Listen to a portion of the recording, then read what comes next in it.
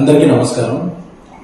నేను ఇటీవల rhagon audio function జరిగితే ప్రీ రిలీజ్ ఫంక్షన్, దాంట్లో సరదాగా ఒక తెలుగు అమ్మాయిలతో పని చేయను అన్నట్టు ఒక హెడ్డింగ్స్ అన్ని యూట్యూబ్ లో కొన్ని వెబ్సైట్లు తెలుగు అమ్మాయిలతో ఇక పని చేయను అన్న ఎస్కేఎం, తెలుగు అమ్మాయిలతో ఇబ్బందులు ఉంటున్నాయన్న ఎస్కేఎం అనే విధంగా ఇదవుతుంది.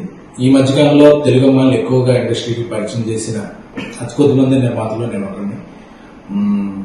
రేష్మ, ఆనంది, మానస, ప్రియాంక జావల్కర్, వైష్ణవి చైతన్య,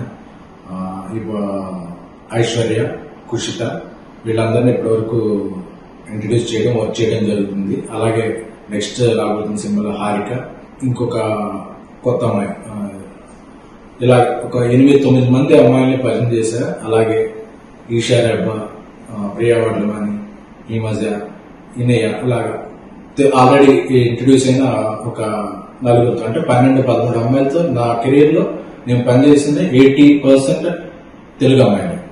సో నేను టార్గెట్ పెట్టుకున్నా. నేను తెలుగు జర్నలిస్ట్ గా నా కెరీర్ స్టార్ట్ చేశాను కాబట్టి నేను అనుకున్న టార్గెట్ ఏంటంటే ఒక 25 మంది అమ్మాయిలు, వాళ్ళు వేరే ఫీల్డ్, హీరోయిన్ గా, రైటర్ గా, ఆర్ట్ డైరెక్టర్ గా, ఎగ్జిక్యూటివ్ ప్రొడ్యూసర్ గా, డైరెక్టర్ గా కూడా నాకు తెలిసిన సర్కిల్ నుంచి 25 మంది తెలుగు అమ్మాయిని నా పరంగా ప్రోత్సహించాలి, ఎంకరేజ్ చేయాలని. అంటే మనం పరిచయం చేసిన వాళ్ళందరూ టాప్కి వెళ్ళిపోరు, అందరూ బాటంకి వెళ్ళిపోరు. బట్ మొదటి అవకాశం ఇవ్వడం అనేది ఒక ఇంపార్టెంట్. సో ఇప్పుడు నా నెక్స్ట్ 3 సినిమాలు తెలుగు అమ్మాయిలే. అందులో ఆర్ట్ డైరెక్టర్ తెలుగు అమ్మాయి, ఎగ్జిక్యూటివ్ ప్రొడ్యూసర్ తెలుగు అమ్మాయి, రైటర్ కూడా తెలుగు అమ్మాయి.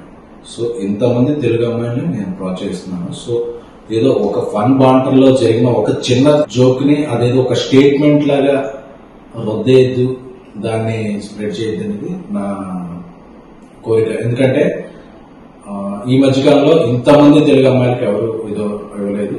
ప్లస్ నేను దాన్ని ఒక ఉద్యమంలా ముందుకు తీసుకెళ్తున్నాను కాబట్టి ఏదో ఒక జోక్ లా తీసుకున్న తప్ప దాన్ని ఒక స్టేట్మెంట్ లా తీసుకుని ఇక తెలుగు అమ్మాయిలకి అవకాశం ఉంటుంది. ఎందుకంటే నేను చేస్తున్న సినిమాలు, చేయబోయే సినిమాల్లో కూడా నా ఫస్ట్ ప్రిఫరెన్స్ తెలుగు అమ్మాయిలకే. సో దీంట్లో ఇక ఎటువంటి ప్రచారాలకి తావే వద్దని కోరుకుంటున్నాను.